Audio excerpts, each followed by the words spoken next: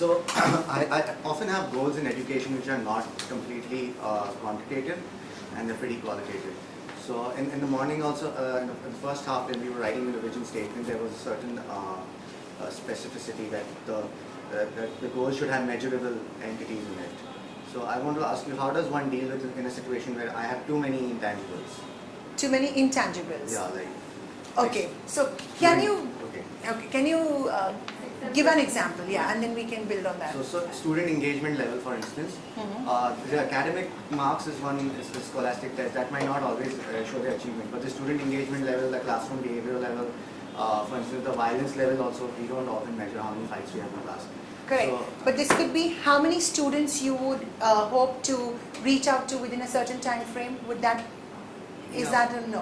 yeah, because that's like you're reaching out them, but what's the depth of our thing, and then it's totally See, qualitative. reaching out, but again, reaching out. When you say reaching out, Yeah. you should have some measure in mind. Reaching out to what is a number that you want to achieve? Let's say by December 2013. Would you like to reach out to 10 schools? Would you like to reach out to 50 schools or 5 schools in this particular area, and then in depth in those 5 schools? Or just, again, the level of engagement in its school, you could reach out to 100. But how deeply are you involved with them? Or you could reach out to 10 and work get very involved and work in depth with them. So those could be the measures. How many schools do you want to reach out to? You said reach out. Let's say 100. 100? Is that realistic? 100 by 2013 December? Yeah. Is that realistic? Do you have the financial and the manpower resource to do that? No, but we hope to generate that by August again. Right. So you hope to do that, but then if you, let's say you have a goal which says by the end of December 2013, we would have reached out to 100 schools. Reached out. Again, that's a very vague term. What do you mean by reach out? It has to be more specific. So that's why the S of the SMART, the specific. When you say reach out, what would it be? Would it be interacting with students? Or also, is it about the environment, creating the right environment? The teachers that would interact with the students. Is it about educating them, sensitizing them? So again, the goal has to be, yes, objective that you set has to be more specific and realistic. Will you be able to do the 100? Is it possible? Including the training, considering that schools do break, that you would have lost a whole May and probably half a June. Maybe sometime in Diwali. So is it realistic then? Yes, it is. I believe it is. But Okay. my problem is that this is something that's a constant thing. We've been in operation for 2 years now. Yeah. And every time we need to measure our impact, we have serious doubts, because there's an intervention where I get into a class or probably I train a teacher once and then I move out. Sometimes I might train a teacher thrice if Yeah. the school allows me to do so. So every time I need to know for myself whether I'm reaching out to 100 schools, but am I giving all 100, or maybe I'm just good in 10 or 20 schools? Correct. So then that's an analysis, or this is what will help you. The engagement with the 100, at what level is it? Is it very superficial? Yeah. And which is why there is no, you're not even probably achieving what you set out to achieve if it's at a very superficial level. And if you do that with, let's say 100, and instead if you did with 10, your impact would be greater. The numbers would be smaller, the numbers that you reach out to would be smaller, but the impact greater, which in the long run is actually what you would like to achieve. Actually, I'd like to reach out to many. To many, but if it's at a superficial level, you're not really Making a change. making Not that making a difference. change. The difference. So my argument would be there, but that I'm okay with doing a 5% to 15% change in probably hundreds and thousands of them.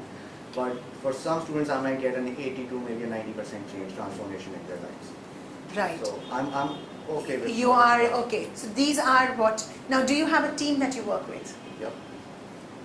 And these teams are also the ones who go out and meet the schools and talk to teachers. Yep. Right. So then the 100 could be achievable. Yep. But then you are talking about how would you measure Yep. the impact? Yep. So in that case, but then that's where you would actually need buy-in, more buy-in from your school, from the Yeah, school, exactly. because they would have to record or even just feed back to you what change do they see. Yeah. Are they seeing a positive change?